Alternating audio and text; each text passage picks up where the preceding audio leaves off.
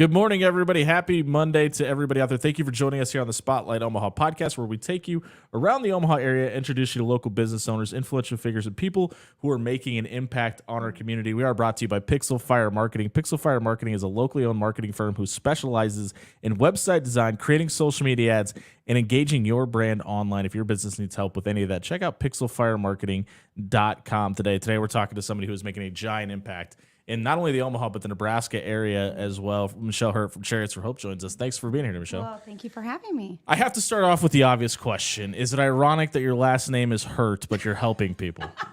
That's hilarious. I know. I do get that a lot. It is, yeah.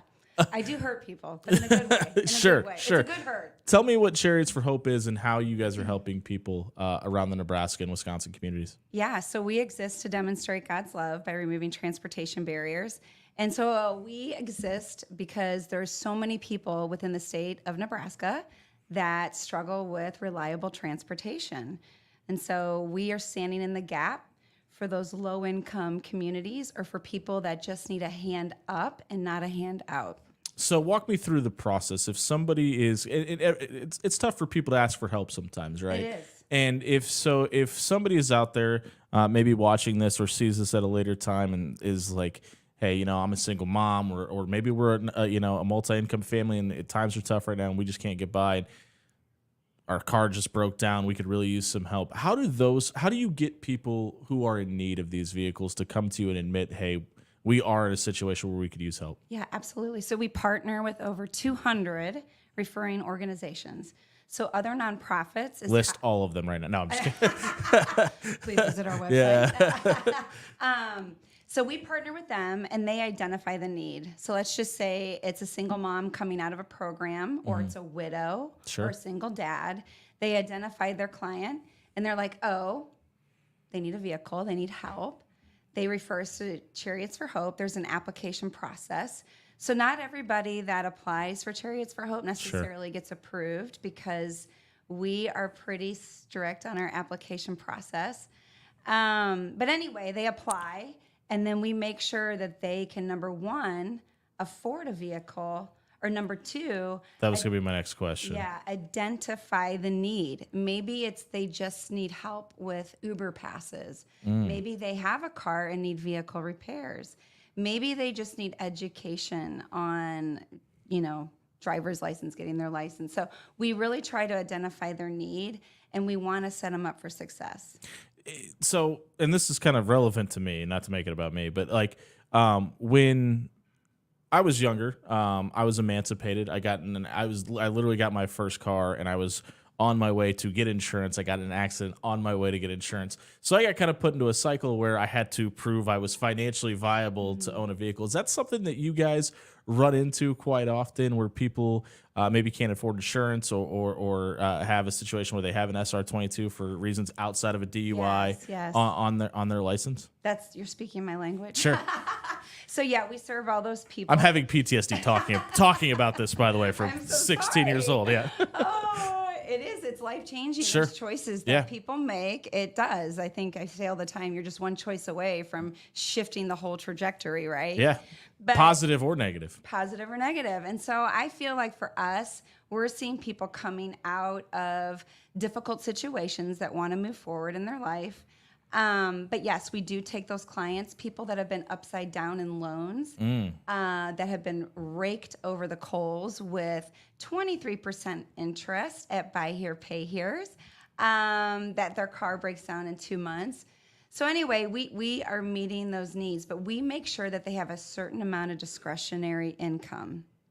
If they are in the red and they cannot afford gas or insurance, we love you, and we will coach them, and they can reapply in 6 months. But giving you this vehicle is going to be a detriment to you. 1,000%. And we have to be such good stewards of the donors. Sure. Because all of our vehicles are donated by this amazing community, and we are financially funded through community partners and donors, some foundations, but primarily more privately. Well, and the worst thing you want to do is be this beacon of hope for somebody and then turn around and be one of the worst things that could possibly happen for them too. Yes, and we learned that early on. We were like big hearts, no brains when we started, and it was just Oprah, everybody gets a car, and then we realize that's not working. When we talk about the application process and somebody coming in and obviously looking for just any kind of beacon of light, what are some of the things, if somebody is listening to this and is in need of help, maybe surprised to see on the application process? Or can you give us kind of some of the questions that people can be expecting when they're going to fill that out? Yeah, so they have to have a driver's license. They have to have the budget. They have to pass a drug test. Okay. That's another big one. Sure. Those are pretty much the big ones that we do. We do Okay. an interview process to make sure. And then what happens, let's just say they get approved, then they go in the queue. Yeah. And then that's when we start trying to line up their vehicle. We usually have at best 20 cars within our inventory, but not all the cars are good. Right. So we take junk cars. You can use the parts. We part them out. We Yeah. fund it to another car. So it really is. We take anything as far as that. And then, Is there a constant? Sorry, did you have another? I didn't mean to no, step in. I was just going to say. So the cars that are great, obviously, Go we quick. line them up for the people in the program. Yeah, if there's a, you probably already answered this question, but when we're talking about the need, right? If somebody comes in, they're a mother of 5, you're not putting them in a Honda Accord, right? It's no. probably a pairing process along the way, right? 1000% matching up the vehicles to best. So if it's a singleton, like a 24-year-old guy, that's Sure. Honda Accord 2-door would be perfect. Right. If it's a mom of 5, Yeah. it's definitely a minivan or hopefully not too big of an SUV because of just the gas. Sure, it's expensive. And then each of our clients are expected to pay money towards their vehicles. Oh, So okay. we do not give anything out for free except love. Okay. So $500 is what they pay for our first wheel program. And then if somebody comes in with, Does that mean the first vehicle they get from you? yeah. Okay. And then the second wheel, if they get further along in their life and they have, 3,000 or more, we can find them a better car with lower miles and they can get in that program. And we're talking about a vehicle for $500, so it's. I think it's one of those things that it's.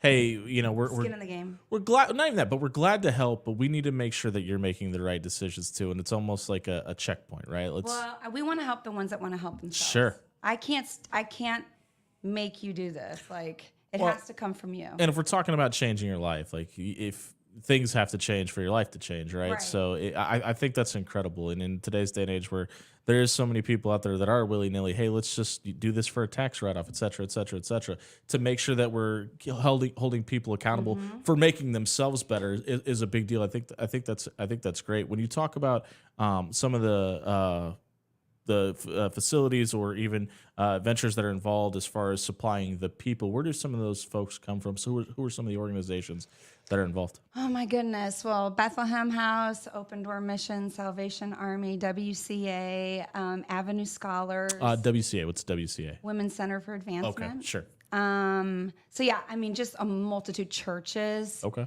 We partner with them. So it just depends. Sometimes it's schools. We work with schools here. Some of the moms, some of the children that they're recognizing their parents need vehicles, OPS. So Millard.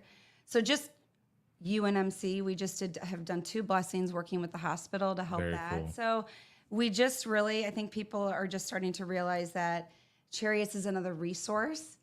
And really, I think we're the only ones. I know that we're the only ones doing what we do. Yeah, I've never heard of anybody else There doing are people here that are accepting vehicles for like money, right? Like Yeah. they'll Cash sell for them. clunkers and things like that, sure. But we're doing this because we love people and we want to invest in people. We're catching up with Michelle Hurt from Chariots for Hope here on the Spotlight Omaha podcast, brought to you by Pixel Fire Marketing. Obviously, when we talk about the Omaha and Lincoln areas, it's mass population and a much bigger need, and we have the bodies and the people for it. When we talk about Grand Island, what is the differences between how you guys handle things at Omaha versus Grand Island? Is it as different as it seems? Is it pretty uniform? How do those things compare? So Grand Island for us is just one of those things. We don't get a whole lot of movement out of there. And the reason we're both in Lincoln and Grand Island is because of our partnership with Anderson Auto Group. Okay. And so Mike Anderson has been a huge partner for us.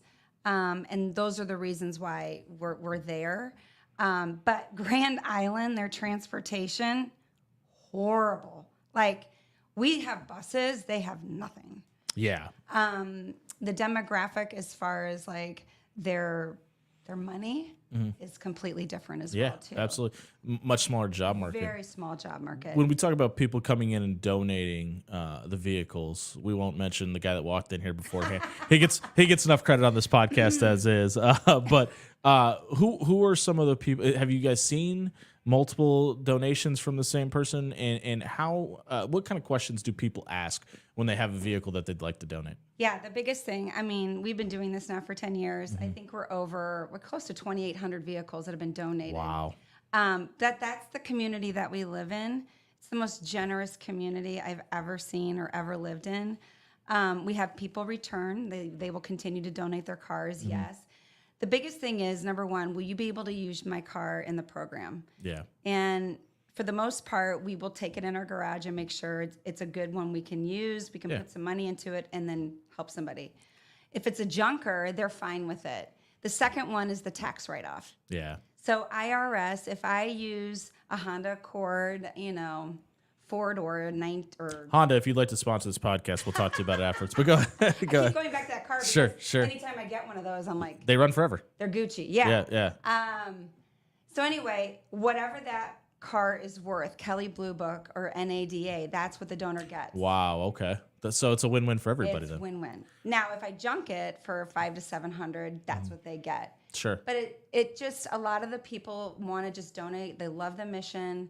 They love what we do. They love that their car still has life. Yeah, that's a good And point. They can move somebody forward in the community. If somebody has a vehicle and they can't, let's say we brought up the junk aspect of it and they can't get it there, do you guys have a way of? We pick it up and Yeah. Okay. So what does that process look like? Literally, you fill Hey, it's out on the street. Come get it. Is that all it really Yep, is? Okay. We'll tow it away. We'll come get it. It's usually within 24 to 48 hours. The whole transaction's done. Wow, that's incredible. So when we talk, I always reference a pie chart. Let's call it the pie chart. We're talking about percentages. How many vehicles, you can ballpark it obviously, do you guys think you get that are ready to drive when they come in the gate versus, hey, we could probably park this thing out and send it to the junkyard?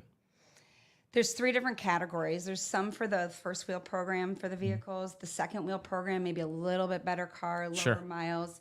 And then there's the ones that we kind of like, we don't want to put it in the first wheel, but we'll sell it to general public as a mechanic special. Sure. And then there's some that we just, junk out. So there's so many different plays when you get a vehicle, but we are very upfront with the donor. Yeah. Like, this is the 4 or 5 things that could happen with your car. Are you good with it? I can't help but notice you've referenced the mechanic about 3 times now. Do you have multiple mechanics? We have 2 technicians. Okay. Yeah, we have a 2-bay shop. So we run anything and everything, majority out of our shop. We don't do body work. Well, some body work, and sometimes we partner with other shops as well too. But Where's the shop located? So we're down at the old Quartermaster Depot. I know exactly what that 24th is. and Martha. Yeah, absolutely. We're down there. We have a huge 6,000 square feet community space, and then the garages. So there's obviously that gas station right across the street. They tore it down. It's gone. Okay. Well, never mind. That negates my next question. I grew up on 9th and Hickory, so I'm very aware of the area you're referring to. I just haven't been down there clearly in a long time. What has the response from the South Omaha community been like? Because obviously you have a ton of garages and mechanic shops around there as well. Is it seem to be? They know we're nonprofit. Really? Okay. I'm not doing this for profit. Sure. I mean, we're helping people. No. Yeah, I just know there's a lot of mechanics around the area, and I didn't know if anybody was working. There really are a lot of them. Yeah. And I think our techs are really good at kind of building those relationships in that little area right there. Yeah, sure. But yeah, like I said, the community is so generous if it's with their time or their talent. Is the Salvation Army still behind you guys? Down in the cove underneath the bridge off, like, will that be like 25th and Martha? I don't know if they are. If they're Okay, because they were for a long time. My grandmother's house is on 28th and Woolworth too, so I know that area. I know that area very, very well. If we're talking 10, it's obviously been 10 years from when you guys started this. It's been a decade. If we're talking 10 years from now, where do you guys want Chariots for Hope to be, and what's kind of, I don't want to say the end goal, because when we're talking nonprofits, there's never really an end goal. But what do you want it to grow and aspire to be? So we recognize transportation in the Midwest is just a huge issue. We've been approached by people in Des Moines, Kansas City, St. Louis, Sioux Falls, like all these places that need it. Yeah. So we want to, and my husband has created Chariots for Hope USA. Wow. So Okay. our goal is to create other chapters across the Midwest. That is slowly happening. It takes time. Yeah. And we really want to make sure and get like all the I's and T's crossed or, dotted, just because Sure. we want to make this a well-oiled machine before we start to really, dole it out kind of thing. But Absolutely. yeah, absolutely branching out and hoping people will step up and be like, I want a Chariots for Hope in my city. And this is kind of maybe a double-edged sword, so I'm not really sure how to ask this question. But like, obviously, we've seen an influx of discussion of mass transportation in the Omaha area, right? Train cars, bullet trains between Omaha and Lincoln, things like that. Just ideas that have been kind of kicked around. Do you look at that as a net positive for what you guys are trying to accomplish, or is it so different? There's always going to be the need to transfer for transportation. It's not really, I don't know if concern is the right word. I think always need for transportation, just because for single moms and for dads and for widows to stand at the bus station and to stand and wait. Sure. And then waiting for Ubers, the cost of all of that is atrocious. And going up, by the way. Huh? And it's going up, by the way. It's Yeah, going yeah. up. And so I think it's just to have that self-sufficiency and freedom is critical for the people we serve.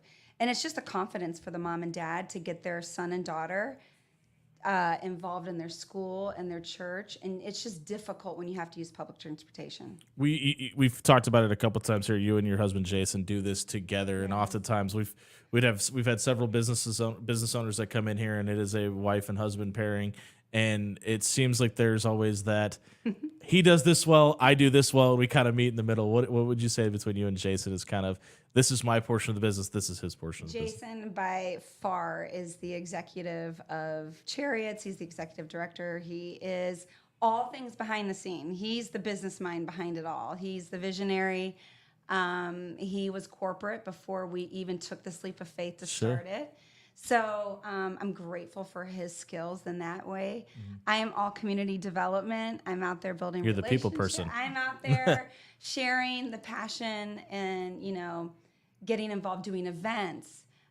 So both sides, helping within Chariots and then getting the partnerships outside. What are some of the events you guys have coming up on the calendar? I know you guys just did your big charity dodgeball event a few months ago. What are some of the events you guys have coming up that people can get The involved biggest with? one right now is October 10th. It's our second biggest fundraiser of the year. It's Chariot Champions, and it's driven by Whiting Turner. Okay. So, it's a golf event out at Indian Creek. So, Are there any spots still available? oh yeah, there's Okay. spots. Okay, available. if there are spots- just started promoting it. Hey, it's the last golf event I would think of the season. Sure. Is it on your guys' website? It's on the website. So if you'd like to sign up for the golf scramble, head over to chariotsforhope.org. It's scrolling across the bottom of your screen, and click on the link to take you there to register. If somebody has a vehicle that they're looking to donate, or maybe they have one that needs to be hauled away, where on the website can they go to have that done as well? Literally, when you go on the website, you'll see donate my vehicle or donate, click on the link, and everything will be right there.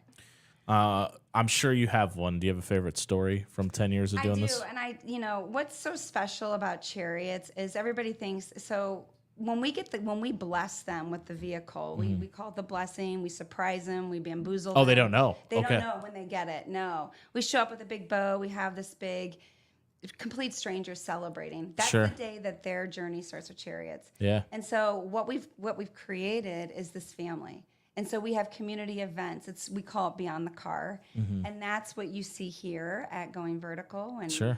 Adam hosts those events. Because what now? They have the freedom of the vehicle, and now they can have healthy community. Yeah. And so we are all about promoting healthy community. And so we provide them events for they can bring their children to. We're catching up with Michelle Hurt from Chariots for Hope here on the Spotlight Omaha podcast, brought to you by Pixel Fire Marketing. How often are you seeing people return?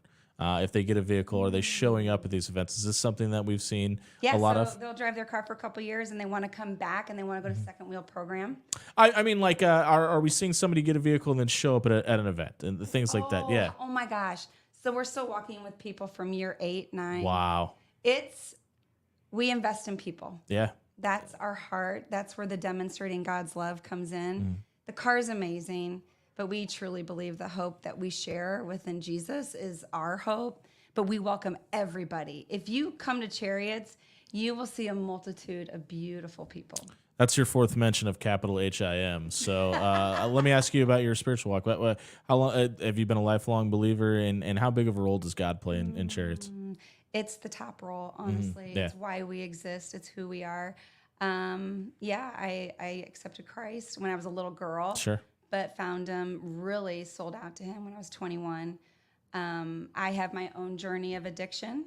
And so I've been sober for 32 years. Congratulations. Thank you.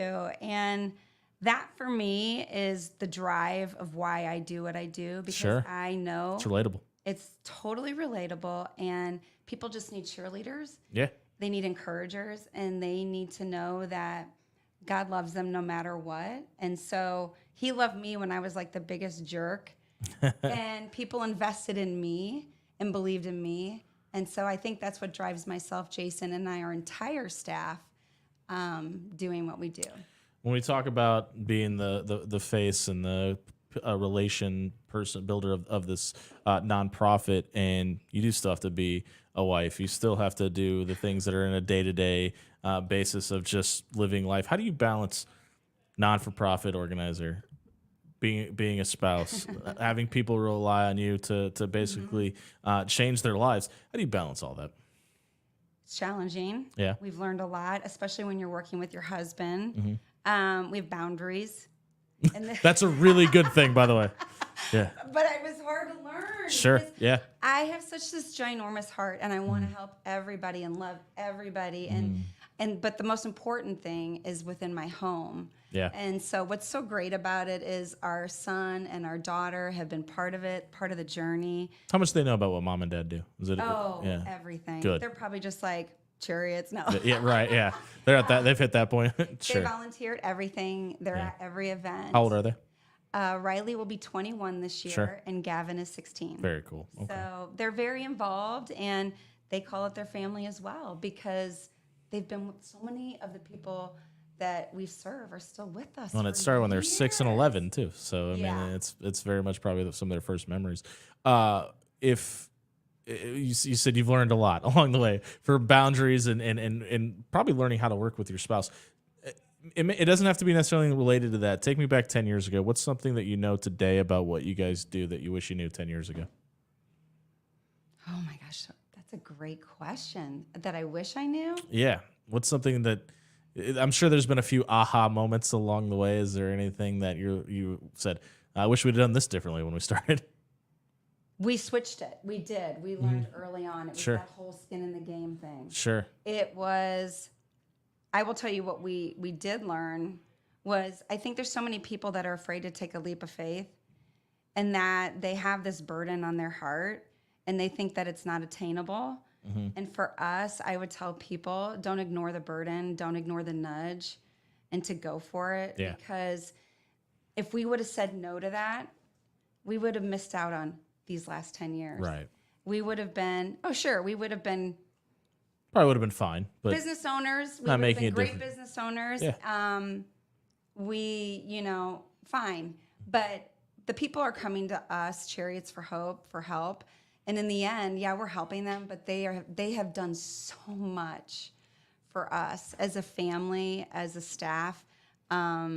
It's I can't even, there's so many stories that they have changed my life. if there's somebody that's listening to this that you've brought it up, knows that the drug test is on the on the application fee, and they need a vehicle, and they know they're not going to pass it, and they also need help with that portion. Do you guys have somebody involved if somebody is struggling with addiction or does need help from that realm, and who do you guys work with if that's the case? So many partners that we can refer them out. I mean, Chariots is such a platform and Yeah. such a web, but that's what I love. Chariots exists because we are so all about collaboration. You know, I mean, think about all the different branches of Chariots.